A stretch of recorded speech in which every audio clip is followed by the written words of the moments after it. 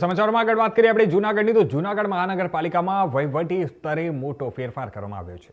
મનપા commissioner Prabhav જોશીની અચાનક બદલી કરવામાં આવતા તેમની જગ્યાએ આઈઆર વાડાને નવા મ્યુનિસિપલ કમિશનર તરીકે નિયુક્ત કરવામાં આવ્યા છે।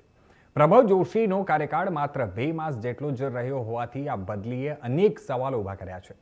છેલ્લા કેટલાક દિવસોથી જૂનાગઢ શહેરમાં રોડના ખાડા અને તેના કારણે સર્જાયેલા અકસ્માતોના મુદ્દે મનપા ભારે ચર્ચામાં રહી હતી।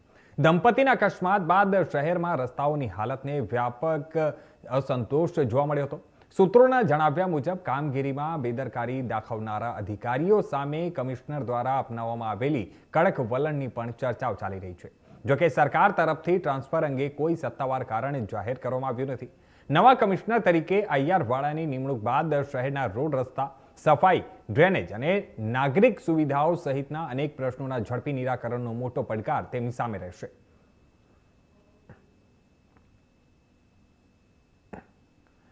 જણાવી દઈએ, આઈઆર વાડાની ત્યાં બદલી થઈ છે। રોડના ખાડા મુદ્દે મનપા જ્યારે પહેલેથી જ હાલ ચર્ચામાં છે, તો હવે જોવાનું એ રહેશે આવનારા સમયમાં કેવા પ્રકારની સ્થિતિઓ સર્જાય છે। દંપતીના અકસ્માત બાદ વહીવટી ફેરફાર કરવામાં આવ્યો હોવાની પણ સંભાવના વ્યક્ત કરવામાં આવી રહી છે। માત્ર 2 માસમાં કમિશનરની બદલીથી ત્યાં જૂનાગઢમાં ચર્ચાઓ તેજ બની છે। આઈઆર વાડા જૂનાગઢના નવા કમિશનર તરીકે ત્યાં નિમણૂક કરવામાં આવ્યું છે।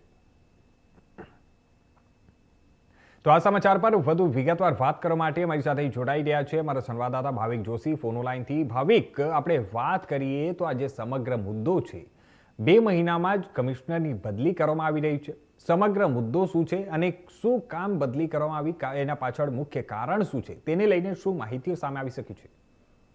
જી, ચોક્કસથી કિશન, વાત કરવામાં આવે જે રીતે 2 મહિનાના ટૂંકા ગાળાની અંદર જે કમિશનર પ્રભવ જોશીની હાલ ગાંધીનગર ખાતે બદલી કરવામાં આવી છે, તેને લઈને અનેક તર્ક વિતર્કો સામે આવી રહ્યા છે। જે રીતે વાત કરવામાં આવે તો કમિશનરની જે કાર્ય પદ્ધતિ હતી, આ ઉપરાંત જે થોડા સમય પહેલા વરસાદ પડ્યો અને એક દંપતી જે મહાનગરપાલિકાના 100 મીટર આગળ આવેલા ગચ્ચો ખાતે ખાડામાં પડી ઇજાગ્રસ્ત થયેલું, જૂનાગઢની જે ભૌગોલિક પરિસ્થિતિ છે, રોડ રસ્તા સહિતના અનેક પ્રશ્નો છે, ક્યાંક ને ક્યાંક મહાનગરપાલિકા કચેરીની અંદર જે અધિકારીઓની કામ કરવાની પદ્ધતિ છે, જૂનાગઢનું જે રાજકારણ અત્યારે જે ભાગ ભજવી રહ્યું છે, અનેક કારણોને લઈ અને જે ભ્રષ્ટાચારનો બોરિંગ અત્યારે મહાનગરપાલિકાની અંદર ભરડો લઈ ચૂક્યો છે, ત્યારે કમિશનરની કામગીરીની પદ્ધતિને લઈને આજે છે ત્યાં બદલી કરવામાં આવી હોય તેવા અનેક સવાલો ઉઠવા પામી રહ્યા છે। કમિશનર જે જૂનાગઢનો વિકાસ કરી રહ્યા હતા, તો સતત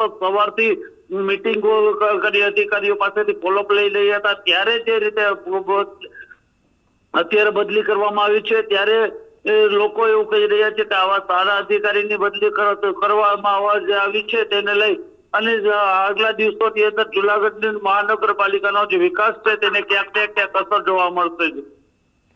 ભાવિક, આપણે વાત કરીએ તો જે હિસાબે જણાવી રહ્યા છો કે આ દંપતીનો અકસ્માત થયો હતો અને તે પછી જૂનાગઢ મહાનગરપાલિકા જે છે તે જૂનાગઢમાં ત્યાં સતત વિવાદો વધી રહ્યા છે, ચર્ચાનો વિષય બની રહ્યો હતો, અને તેવા સમય પર આ પ્રકારે જ્યારે બદલી કરવામાં આવી છે, તો બદલીથી શું લાગી રહ્યું છે? આવનારા સમયમાં કેવા પ્રકારના દ્રશ્યો આવશે?